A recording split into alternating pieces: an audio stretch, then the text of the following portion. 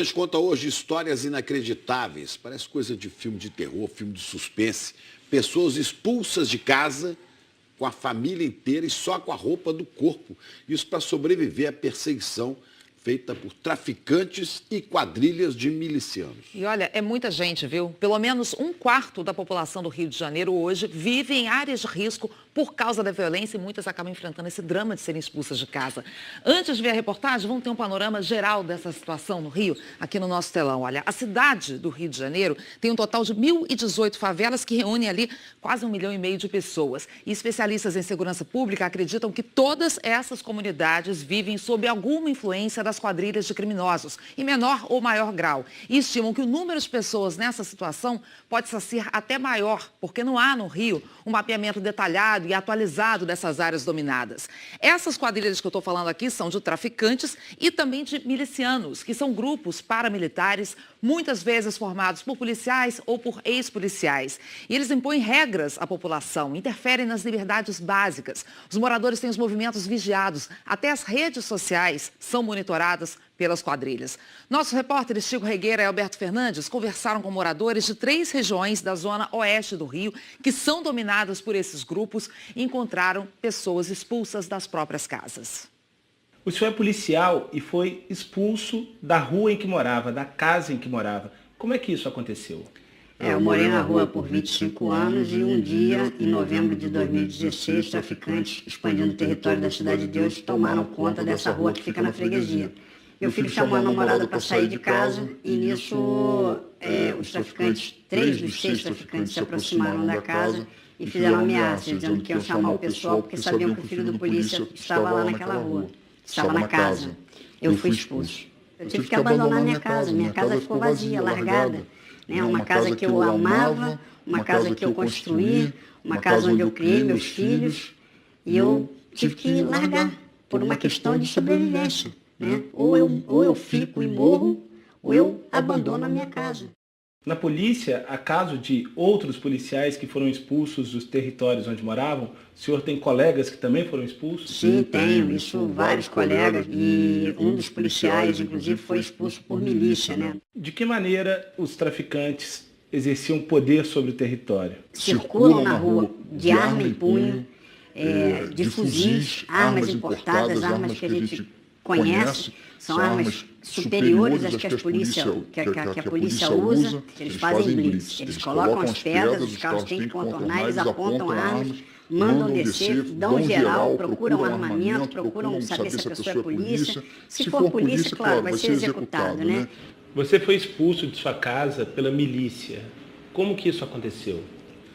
Eu recebi um imóvel, um terreno grande, e o grupo da área ficou interessado. Queria que eu pagasse ágil sobre ele. E ficou me extorquindo. No total, eu paguei quase uns 400 mil reais. Para a milícia? A milícia. E mesmo assim continuaram me extorquindo. Chegou uma hora que eu dei um basta, denunciei todo mundo. É como se fosse um imposto paralelo? Como é que é? Vamos dizer que é uma derrama, Você foi expulso porque denunciou a ação dos criminosos? Sim, denunciei. Como eles te expulsaram? Através de ameaças, E a gente ficou assim, vindo de um lugar para outro, a gente pôde correr de um lugar para outro. Chegaram na gente por causa disso. Acharam onde eu estava, através do meu cartão do banco. E assim foi. Depois que eles te expulsaram do lugar que você morava, eles continuaram te perseguindo? Continuaram. Sabiam os gastos do meu cartão de crédito. Eu mudei para 3 endereços. Eles acharam os 3 endereços. Entendeu? E quando acharam, chegavam até você? Não conseguiram chegar até mim porque a gente se mobilizou rápido, Quando eles chegaram, a gente já tinha saído.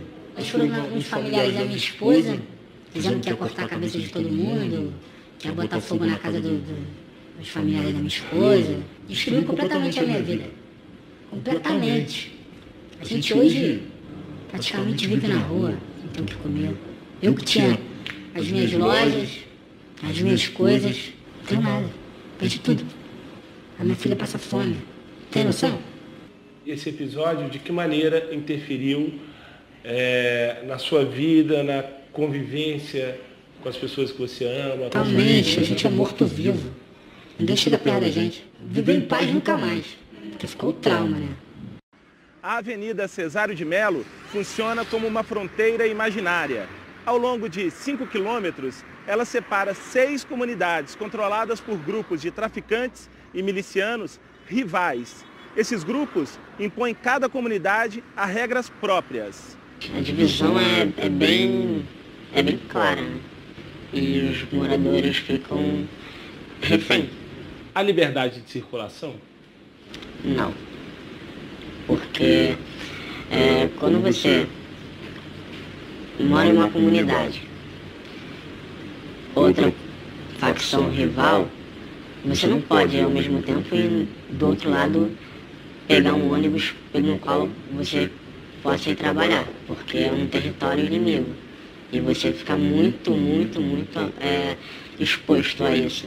Se eu tenho um familiar que é de uma outra favela, que não seja da mesma facção que a minha, eu não tenho a liberdade de visitá-lo. Ou de namorar alguém que não é da mesma favela, da mesma facção. Então, as relações são comprometidas, sim. Como um morador de um território faz para encontrar outro morador de outro território dominado por outra facção? Tem que se encontrar fora, né? Você não pode ter o livre acesso de ir no território onde reside a milícia ou reside o tráfico. Porque existem restrições. Medo de você chegar, poder ir no seu companheiro e onde você mora, achar que você está passando informações. E vice-versa. Cada comunidade tem uma lei assim, diferente. Se você está na rede social, você está conversando muito, já é outra, tipo, a pessoa que é de outra facção já está de olho meio que assim em você. O que você já deixou de fazer por conta da atuação dos poderes paralelos? Que você já teve a sua liberdade barrada? Já deixei de estudar, já deixei de trabalhar e já deixei também de conseguir emprego porque eu falei onde eu morava, assim. Isso significa uma perda de cidadania, né? Sobretudo, há uma parte dos cidadãos cariocas do Brasil que não tem acesso a direitos básicos, como liberdade, segurança, direitos sociais. É muito claro que o Brasil precisa garantir os direitos para todos.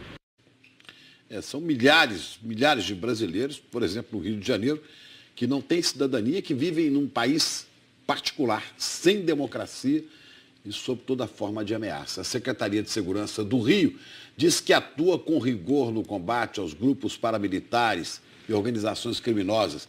A Secretaria diz também que nos últimos 10 anos prendeu 1.326 milicianos. A Polícia Militar falou que é de conhecimento de todos que existem regiões do estado onde sofre influência direta de quadrilhas e que são inúmeros os casos em que dá apoio a policiais ameaçados.